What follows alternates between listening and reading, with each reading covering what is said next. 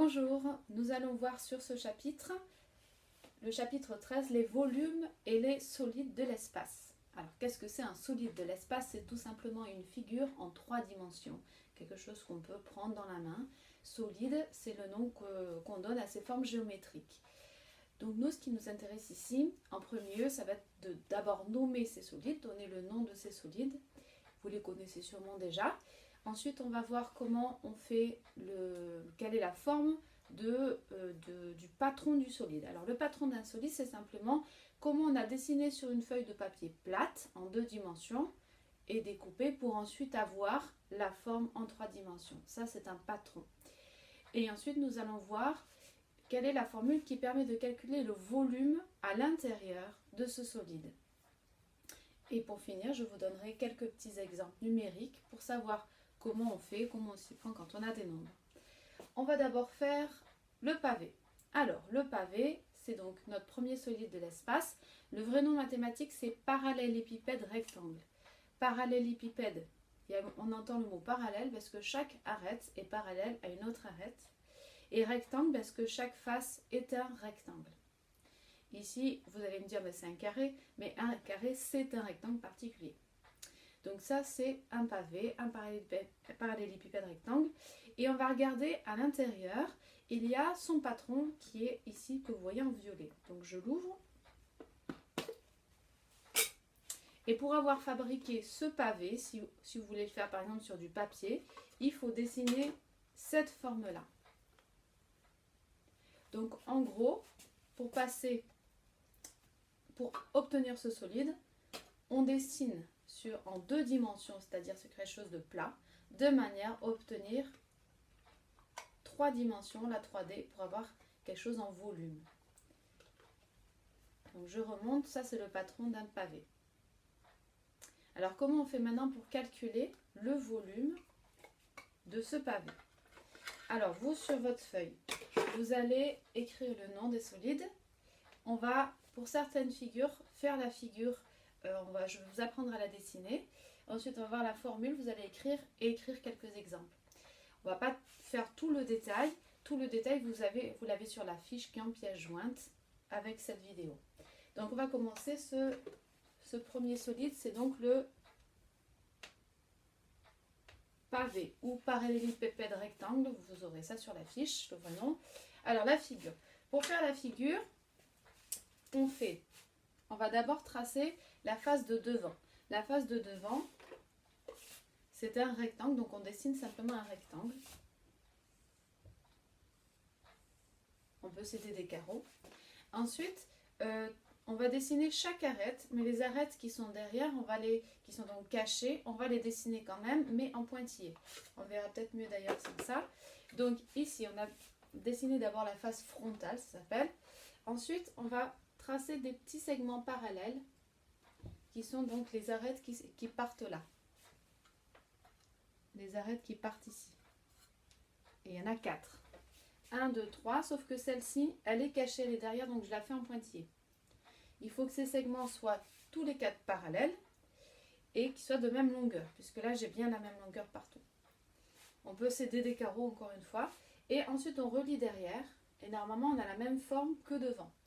Donc ici ce sont des traits pleins et là ce sont des pointillés. Le dessin qu'on vient de faire, ça s'appelle de la perspective cavalière. C'est pas comme un dessin avec de la perspective à point de fuite, comme vous pouvez l'apprendre en cours de dessin. Là c'est perspective cavalière, c'est ce qu'on utilise en mathématiques de manière à avoir un maximum d'informations sur la figure. Alors, pour calculer le volume d'un pavé. Déjà, il faut comprendre ce que c'est qu'un volume. Un volume, c'est simplement combien je peux mettre à l'intérieur d'unités qui est par exemple le centimètre cube. Imaginez, j'ai un petit cube de centimètre cube, combien je peux en mettre à l'intérieur? Alors en fait, c'est tout simplement comme une boîte de sucre, c'est-à-dire qu'on les range et on compte combien on peut en mettre.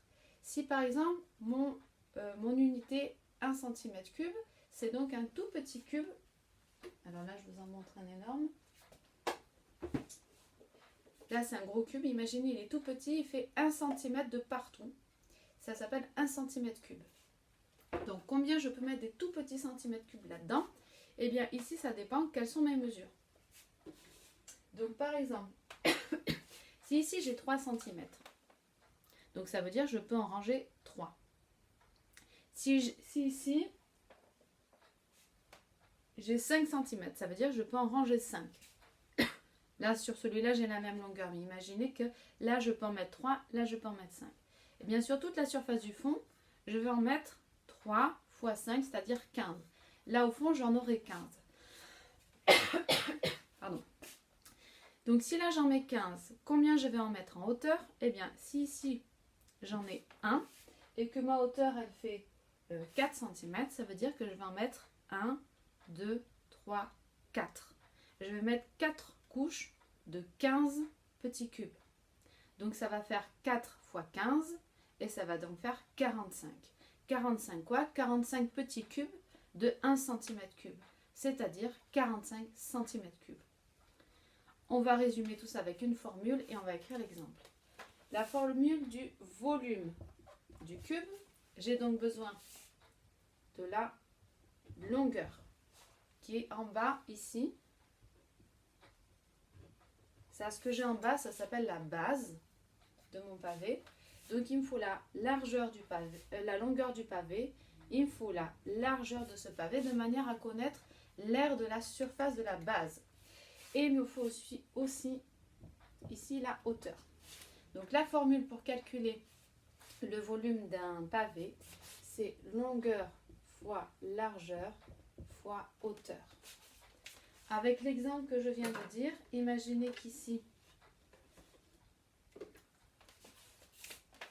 la longueur, elle fasse 5 cm. Ici, la largeur, elle fait 3 cm. Ici, la hauteur, 4 cm.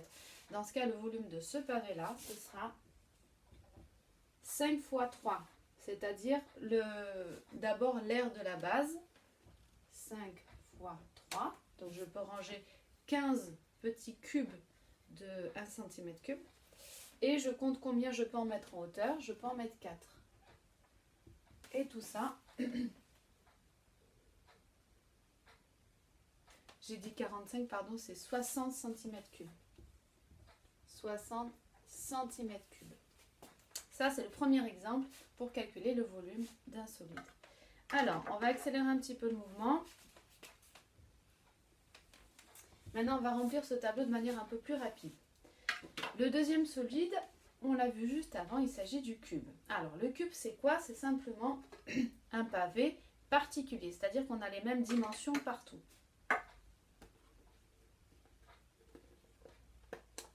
On regarde rapidement à quoi ressemble le patron d'un carré.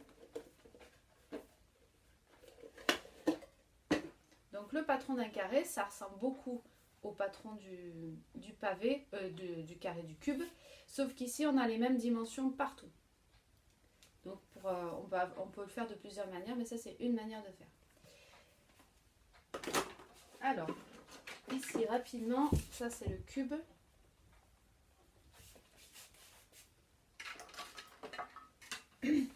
Pour faire le dessin en perspective cavalière, on fait comme tout à l'heure, on dessine d'abord un carré. Ensuite, on fait 4 petits segments, celui-là en pointillé, et on redessine le même carré derrière, là en pointillé et là en pointillé. Alors, c'est le cas particulier d'un pavé, c'est-à-dire qu'en fait, j'ai les mêmes dimensions partout. Ce qui va me donner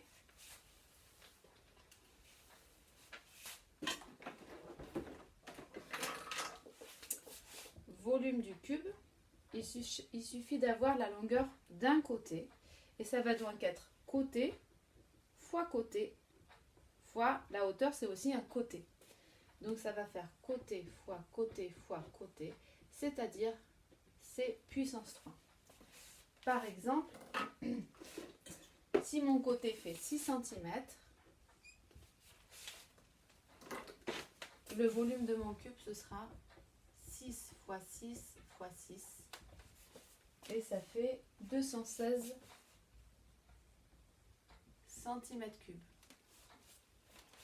On va faire maintenant, prochaine figure, on va faire le prisme. Alors, qu'est-ce que c'est un prisme? Un prisme, par exemple, ça, c'est un prisme. C'est-à-dire, vous avez une figure qui est ici la base. Là, par exemple, c'est un triangle. Et ensuite, ce triangle, il est il est monté comme ça. On a une hauteur ici et ça donne un volume, un solide qui s'appelle un prisme. Donc je redis, on a une base. Cette base, ça doit être un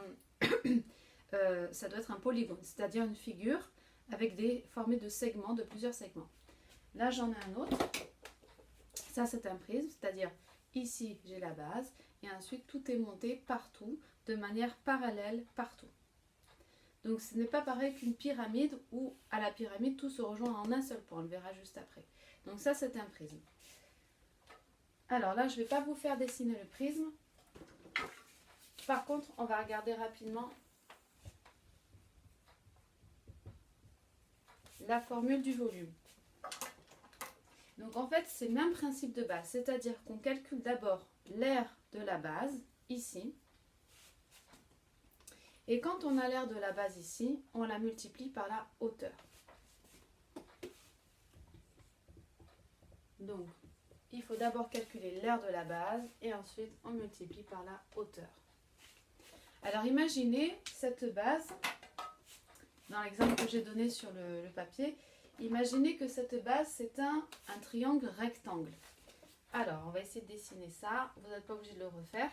Imaginez j'ai un triangle rectangle, mais là je l'ai ici, il y a un angle droit.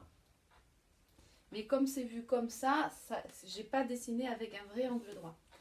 Ensuite, on met les trois arêtes. Et ensuite, on a de nouveau la même figure au-dessus, qui est encore un triangle rectangle. Donc, pour pouvoir calculer l'aire d'un prisme, il faut donc d'abord calculer l'aire de la base. Et ensuite multiplier par la hauteur.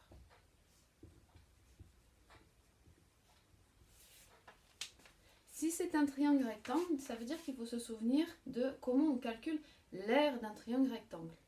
De manière générale, l'aire d'un triangle, c'est base fois hauteur divisé par 2. Attention, ce n'est pas la même base que tout ça, c'est la base du triangle. Que je redessine ici, rapidement. Vous avez un triangle rectangle.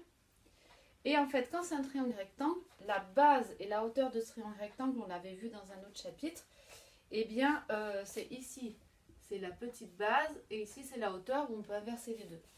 Donc, imaginez ici, ça fait 3 cm, ici, ça fait 2 cm. Donc, l'aire de ce triangle, ce sera 3 fois 2, ça fera 3 fois 2 divisé par 2, c'est-à-dire 3. Et là, ce sont des centimètres carrés, parce que c'est quelque chose de plat, c'est une figure plane, donc l'aire c'est en centimètres carrés. Si maintenant je veux le volume de ce prisme, il suffit que je multiplie l'aire de la base par la hauteur. Imaginez la hauteur, elle fait 5 cm. Donc ici, le volume, ce sera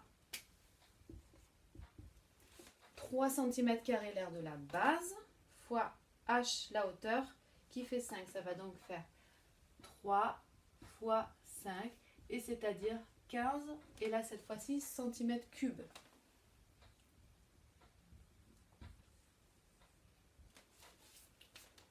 Donc, pour ces trois solides, c'est le même principe, c'est-à-dire, c'est l'aire de la base fois la hauteur. Mais en fait, j'ai des cas particuliers ici.